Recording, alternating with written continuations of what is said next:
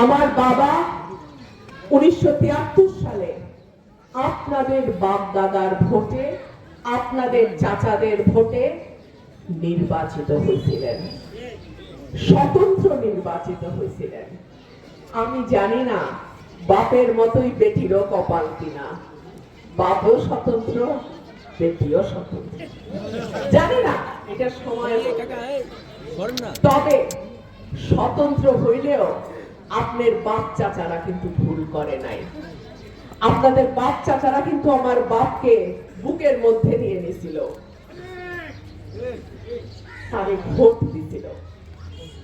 কিন্তু আওয়ামী লীগ, শেখ হাসিনার পিতা শেখ মুজিবুর রহমান তারে জিততে দেয় নাই। পরের দিন যেদিন ভোট, সেদিন ঘোষণা হইল অলি আহাদ এমপি ব্রাহ্মণবাড়িয়া, তখন সরাইল, নাসিরনগর, সদর, বিজয়নগর মিলাইয়া একটা আসন জিতে গেছে। পরের দিন সরকারি ভাবে ঘোষণা দিল, না, তাহেরউদ্দিন ঠাকুর জিতছে। আমার বাবার কবরে যাওয়া পর্যন্ত এই কষ্ট তার বুকের ভিতরে ছিল। 2018 সালে দল বলেছিল তুমি ঢাকা থেকে নির্বাচন করো, আমি বলেছিলাম না। আমার আব্বা এই মাটির মানুষের ভোটে আসছে, আমিও এই মাটির মানুষের ভোট নেব। আল্লাহ যদি আমার তকদিরে রাখে, মানুষ যদি আমাকে ভালোবাসে, এই এলাকা থেকে আমি এমপি নির্বাচিত হব ইনশাআল্লাহ।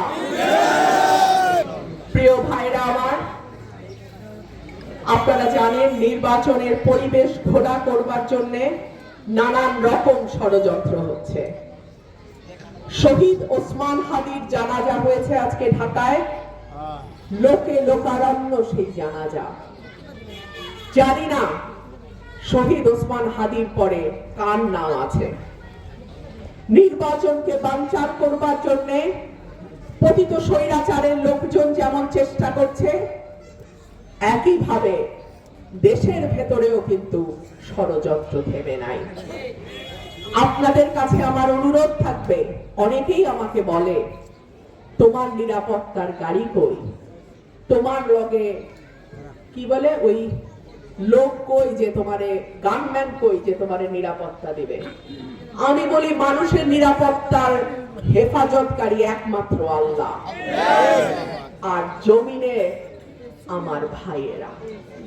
এতগুলা ভাই থাকার পরেও যদি আমার জীবন যায় নির্বাচন করতে গিয়ে, তাহলে আমি ধরে নেব সেইটা মহান আল্লাহর ফয়সালা, এবং সেই ফয়সালার সঙ্গে আমরা এক